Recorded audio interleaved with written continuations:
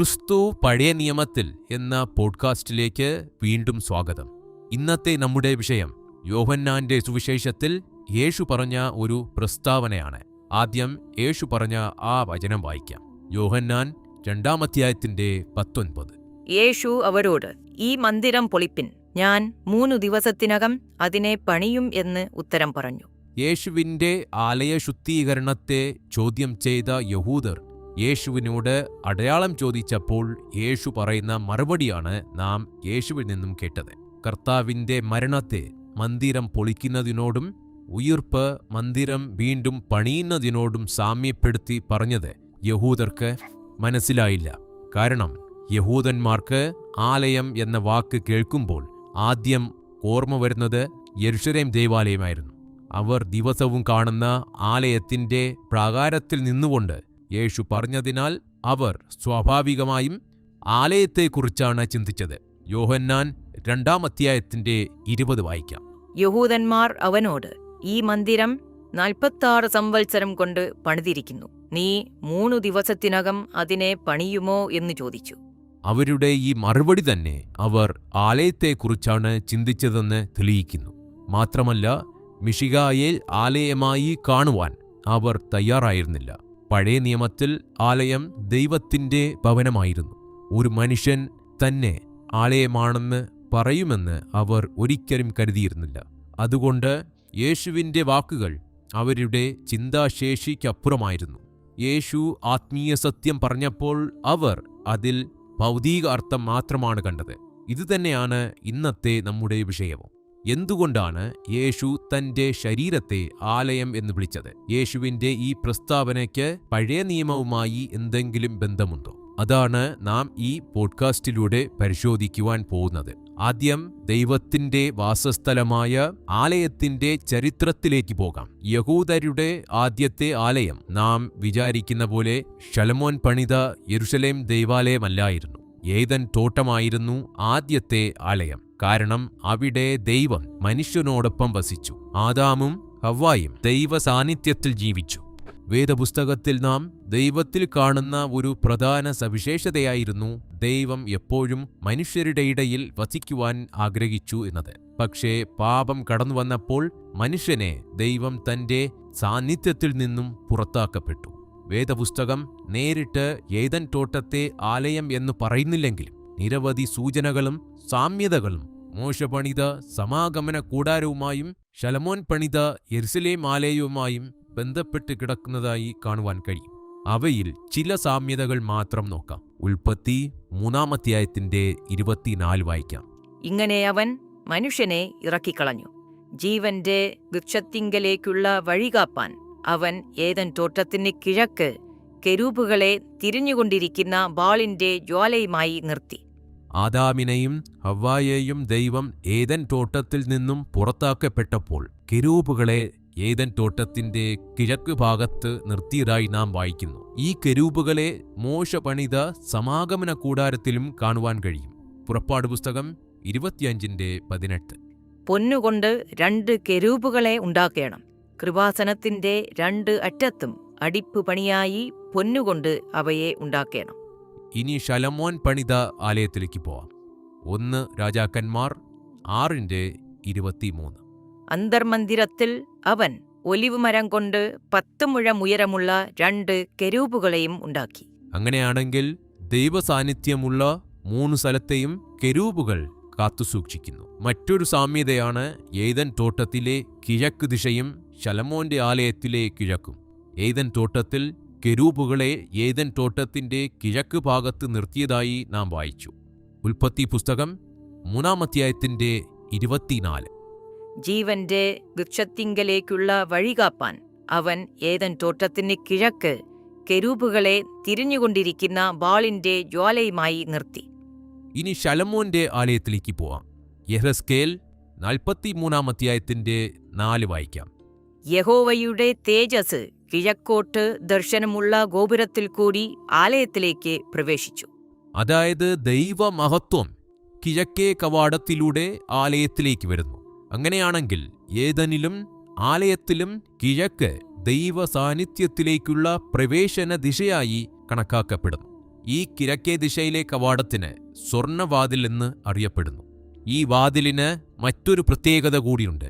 യെഹെസ്കേൽ 44 അധ്യായത്തിന്റെ 1 മുതൽ 2 വരെയുള്ള വാക്യങ്ങൾ വായിക്കാം. അനന്തരം അവൻ എന്നെ വിശുദ്ധ മന്ദിരത്തിന്റെ കിഴക്കോട്ട് ദർശനമുള്ള പുറത്തെ ഗോപുരത്തിലേക്ക് മടക്കിക്കൊണ്ടുവന്നു. എന്നാൽ അത് അടച്ചിരുന്നു.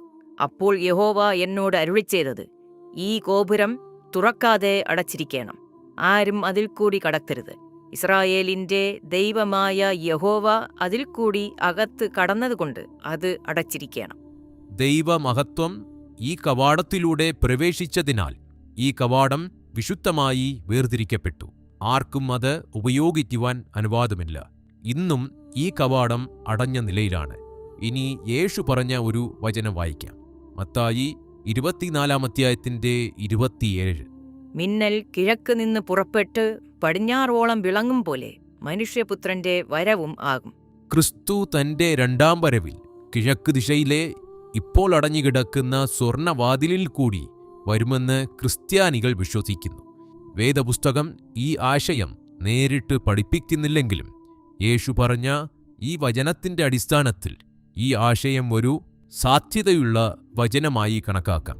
നാം ഇതുവരെ വായിച്ച വചനങ്ങളുടെ അടിസ്ഥാനത്തിൽ നമുക്ക് മനസ്സിലാക്കാം, ഏദൻ തോട്ടം ഒരു തോട്ടം മാത്രമായിരുന്നില്ല, ദൈവം മനുഷ്യനോടൊപ്പം വസിച്ച ആദ്യത്തെ ആലയമായിരുന്നു. ഇനി ദൈവം ജനങ്ങൾക്കിടയിൽ വസിക്കേണ്ടതിന് മോശയോട് തനിക്കൊരു വാസസ്ഥലം നിർമ്മിക്കുവാൻ കൽപ്പിച്ചതായി കാണാം. പുറപ്പാട് പുസ്തകം 25:8. ഞാൻ അവരുടെ നടുവിൽ വസിപ്പാൻ അവർ എനിക്ക് ഒരു വിശുദ്ധ മന്ദിരം ഉണ്ടാക്കണം. ഈ താൽക്കാലിക മന്ദിരത്തെയാണ് സമാഗമന കൂടാരം എന്ന് വിളിച്ചിരുന്നത്. സമാഗമന കൂടാരം നിർമ്മിക്കുവാനുള്ള ആശയം ഇവിടെ നിന്നാണ് ആരംഭിക്കുന്നത്. ഈ താൽക്കാലിക ആലയത്തിന്റെ പൂർത്തീകരണത്തിനു ശേഷം ദൈവം തന്റെ ആഗ്രഹം പറയുന്നത് കേൾക്കാം. പുറപ്പാട് പുസ്തകം 29:45. ഞാൻ ഇസ്രായേൽ മക്കളുടെ മധ്യേ വസിക്കുകയും അവർക്ക് ദൈവമായിരിക്കുകയും ചെയ്യും. ഏദനിൽ നഷ്ടപ്പെട്ട ദൈവസാന്നിധ്യം വീണ്ടും മനുഷ്യരുടെ മധ്യേ വരുന്നു. ഇനി ശലോമോൻ പണിത യെരുശലേം ദേവാലയത്തിലേക്ക് പോകാം. 1 രാജാക്കന്മാർ 7:51. അങ്ങനെ ശലോമോൻ രാജാവ് യഹോവയുടെ ആലയം വക പണിയെല്ലാം തീർത്തു. ശലോമോൻ തന്റെ അപ്പനായ ദാവീദ് നിവേദിച്ചിരുന്ന വെള്ളിയും പൊന്നും ഉപകരണങ്ങളും കൊണ്ടുവന്ന് യഹോവയുടെ ആലയത്തിലെ ഭണ്ഡാരത്തിൽ വച്ചു. ശലോമോൻ സ്ഥിരമായൊരു ആലയം ദൈവത്തിനായി പണിതു.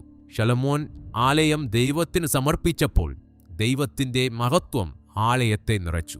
1 രാജാക്കന്മാർ 8:10. പുരോഹിതന്മാർ വിശുദ്ധ മന്ദിരത്തിൽ നിന്ന് പുറപ്പെട്ടപ്പോൾ മേഘം യഹോവയുടെ ആലയത്തിൽ നിറഞ്ഞു. ശത്രുക്കൾ നശിപ്പിക്കുന്നതുവരെ ഈ ആലയം യഹൂദരുടെ ആരാധനാ കേന്ദ്രമായിരുന്നു. മോശ പണിത സമാഗമന കൂടാരത്തിന്റെ സ്ഥിരരൂപമായിരുന്നു യെരുശലേം ദേവാലയം. ദൈവം മോശയോട് തനിക്കായി ജനങ്ങളുടെ മധ്യത്തിൽ ഒരു വാസസ്ഥലം നിർമ്മിക്കുവാൻ പറയുമ്പോഴും ശലോമോനെ തന്റെ ദൈവാലയ നിർമ്മിതിക്കായി തിരഞ്ഞെടുത്തപ്പോഴും പ്രവാചകന്മാർ ആവർത്തിച്ചു പറഞ്ഞ ഒരു വിഷയമായിരുന്നു കൈകളാൽ നിർമ്മിച്ച കെട്ടിടങ്ങളിൽ ദൈവം വസിക്കില്ല എന്ന സത്യം. ദൈവത്തിനായി ആലയം പണിത ശലോമോൻ തന്നെ ഇക്കാര്യം സമ്മതിക്കുന്നത് നോക്കാം. 1 രാജാക്കന്മാർ 8:27. എന്നാൽ ദൈവം യഥാർത്ഥമായി ഭൂമിയിൽ വസിക്കുമോ? സ്വർഗത്തിലും സ്വർഗാതിസ്വർഗത്തിലും നീ അടങ്ങുകയില്ലല്ലോ. പിന്നെ ഞാൻ പണിതിരിക്കുന്ന ഈ ആലയത്തിൽ അടങ്ങുന്നതെങ്ങനെ? പുതിയ നിയമത്തിൽ സ്തെഫാനോസ് യെശയ്യാ പ്രവാചകനെ ഉദ്ധരിച്ച് പറഞ്ഞത് കേൾക്കാം. അപ്പോസ്തല പ്രവൃത്തികൾ 7 അധ്യായത്തിന്റെ 48-49 വായിക്കാം. അത്യുന്നതൻ കൈപ്പണിയായതിൽ വസിക്കുന്നലതാനും. സ്വർഗം എനിക്ക് സിംഹാസനവും ഭൂമി എനിക്ക് പാദപീഠവുമാകുന്നു. നിങ്ങൾ എനിക്ക് പണിയുന്ന ആലയം ഏത് വിധം? അതായത് സൃഷ്ടിയുടെ കർത്താവിനെ ഒരു കെട്ടിടത്തിൽ ഒതുക്കാനാകില്ല. സമാനമായ ഭാഷയിൽ പൗലോസ് അഥേനയിൽ സംസാരിക്കുന്നത് കേൾക്കാം. അപ്പോസ്തല പ്രവൃത്തികൾ 17:25. ലോകവും അതിലുള്ളതൊക്കെയും ഉണ്ടാക്കിയ ദൈവം സ്വർഗത്തിനും ഭൂമിക്കും നാഥനാകൊണ്ട് കൈപ്പണിയായ ക്ഷേത്രങ്ങളിൽ വാസം ചെയ്യുന്നില്ല. മനുഷ്യർ പണിയുന്ന ക്ഷേത്രങ്ങളിൽ ദൈവം വസിക്കുന്നില്ല എങ്കിൽ ദൈവം എങ്ങനെ തന്റെ ജനങ്ങൾക്കിടയിൽ വസിക്കും? അതിനുള്ള ഉത്തരം യോഹന്നാൻ തരുന്നു. യോഹന്നാൻ 1 അധ്യായത്തിന്റെ 14. വചനം ജഡമായി തീർന്നു, കൃപയും സത്യവും നിറഞ്ഞവനായി നമ്മുടെ ഇടയിൽ പാർത്തു. ഞങ്ങൾ അവന്റെ തേജസ് പിതാവിൽ നിന്ന് ഏകജാതനായവന്റെ തേജസ്സായി കണ്ടു. പാർത്തു എന്ന ഗ്രീക്ക് പദത്തിനർത്ഥം കൂടാരമടിച്ച് വസിച്ചു എന്നാണ്. അതായത് പഴയ നിയമത്തിലെ മോശയുടെ സമാഗമന കൂടാരവും ശലോമോന്റെ ആലയവും യേശുവിൽ പൂർത്തീകരിക്കപ്പെടുന്നു. സഖര്യാവിന്റെ ഒരു പ്രവചനം വായിക്കാം. സഖര്യാവ് 6:12. അവനോട് പറയുക, സൈന്യങ്ങളുടെ കർത്താവ് അരുളിച്ചെയ്യുന്നു, ഇതാ ശാഖ എന്ന നാമം വഹിക്കുന്നവൻ, അവൻ തന്റെ സ്ഥാനത്ത് വളരുകയും കർത്താവിന്റെ ആലയം പണിയുകയും ചെയ്യും. ഈ ശാഖ അഥവാ കൊമ്പ് എന്ന പദം അനേകം വേദഭാഗങ്ങളിൽ മിശിഹായെ സൂചിപ്പിക്കുവാൻ ഉപയോഗിച്ചിരിക്കുന്നതായി കാണുവാൻ കഴിയും. ഈ കൊമ്പ് യഹോവയുടെ മന്ദിരം പണിയുമെന്ന് സഖര്യാവ് പ്രവചിച്ചു. എന്നാൽ യേശു വന്ന് കല്ലുകൊണ്ടുള്ള ആലയം പണിതില്ല. പഴയ നിയമ ആലയം ക്രിസ്തുവിലേക്ക് ചൂണ്ടിക്കാണിച്ച ഒരു നിഴലായിരുന്നു. അതിന്റെ യാഥാർത്ഥ്യം യേശുവായിരുന്നു. അതിനാലാണ് യേശു ഒരിക്കൽ ഇങ്ങനെ പറഞ്ഞത്. മത്തായി 12:6 വായിക്കാം. എന്നാൽ ദൈവാലയത്തേക്കാൾ വലിയവൻ ഇവിടെ ഉണ്ട് എന്ന് ഞാൻ നിങ്ങളോട് പറയുന്നു. ഒരു സാധാരണ യഹൂദൻ ഒരിക്കലും ഇങ്ങനെ പറയില്ല. കാരണം യഹൂദന് ആലയം ദൈവത്തിന്റെ വാസസ്ഥലമാണ്. യഹൂദന് ആലയം ആരാധനാ കേന്ദ്രമായിരുന്നു. യഹൂദന് ആലയം യാഗമർപ്പിക്കുന്ന ഒരു പരിശുദ്ധ സ്ഥലമായിരുന്നു. യഹൂദന് ആലയം പാപപരിഹാരത്തിന്റെ സ്ഥലമായിരുന്നു. യഹൂദന് ആലയത്തേക്കാൾ വലിയവൻ യഹോവ മാത്രം. അതുകൊണ്ട് യേശു ആലയത്തേക്കാൾ വലിയവൻ ഇവിടെ ഉണ്ട് എന്ന് പറഞ്ഞപ്പോൾ ആലയത്തിൽ വസിച്ചിരുന്ന ആലയത്തിന്റെ ഉടമയായ യഹോവ തന്നെയാണ് നിങ്ങളുടെ മുന്നിൽ നിൽക്കുന്നതെന്ന് യേശു അവകാശപ്പെടുകയായിരുന്നു. ശലോമോൻ പണിത ആലയത്തിന് ദൈവത്തെ ഉൾക്കൊള്ളാനായില്ല. എന്നാൽ ക്രിസ്തുവെന്ന ആലയത്തിന് ദൈവത്തിന്റെ സർവ്വസമ്പൂർണതയിലും വസിക്കുവാനായി. ദൈവമഹത്വം ഒരു കെട്ടിടത്തിലല്ല, ഒരു വ്യക്തിയിലാണ് വസിച്ചത്. ആ വ്യക്തിയായിരുന്നു ക്രിസ്തു. പൗലോസ് കൊളോസ്യർക്ക് എഴുതിയ ലേഖനത്തിലെ 2:9 വായിക്കാം. അവനിലല്ലോ ദൈവത്തിന്റെ സർവ്വസമ്പൂർണതയും ദേഹരൂപമായി വസിക്കുന്നത്. പഴയ നിയമത്തിൽ ആലയം യഹോവയുടെ ഭവനമായിരുന്നു. എന്നാൽ യേശു ആലയത്തേക്കാൾ വലിയവനാണെന്ന് പറഞ്ഞപ്പോൾ യഹോവയ്ക്ക് മാത്രമുള്ള സ്ഥാനം തനിക്കുണ്ടെന്ന് അവകാശപ്പെടുകയായിരുന്നു. ഏദനിൽ ആരംഭിച്ച ആലയത്തിന്റെ കഥ യെരുശലേമിൽ അവസാനിക്കുന്നില്ല. അത് ക്രിസ്തുവിൽ നിറവേറുന്നു. കാരണം യേശു ആലയത്തിലേക്ക് വന്നവനല്ല, അവൻ തന്നെയാണ് യഥാർത്ഥ ആലയം. ക്രിസ്തുവിന്റെ ആത്മാവുള്ളവർ പൗലോസ് പറഞ്ഞതുപോലെ ദൈവത്തിന്റെ ആലയമായി മാറുന്നു. 1 കൊരിന്ത്യർ 3:16 വായിക്കാം. നിങ്ങൾ ദൈവത്തിന്റെ മന്ദിരം എന്നും ദൈവത്തിന്റെ ആത്മാവ് നിങ്ങളിൽ വസിക്കുന്നു എന്നും അറിയുന്നില്ലയോ? പഴയ നിയമത്തിൽ ദൈവം ആലയത്തിൽ വസിച്ചുവെങ്കിൽ പുതിയ നിയമത്തിൽ ആലയം നമ്മിൽ വസിക്കുന്നു. ക്രിസ്തു നമ്മിൽ വസിക്കുമ്പോൾ നാം ദൈവത്തിന്റെ ആലയമാകുന്നു. അതിനാൽ ദൈവത്തെ കാണുവാൻ മനുഷ്യൻ ആലയത്തിലേക്ക് പോകേണ്ട കാലം അവസാനിച്ചു.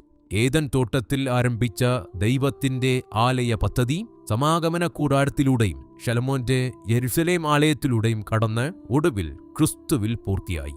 കെരൂബുകൾ ഏദനിലേക്കുള്ള വഴി അടച്ചുവെങ്കിൽ യേശുവിന്റെ ക്രൂശ് ദൈവ സാന്നിധ്യത്തിലേക്കുള്ള വഴി വീണ്ടും തുറന്നു.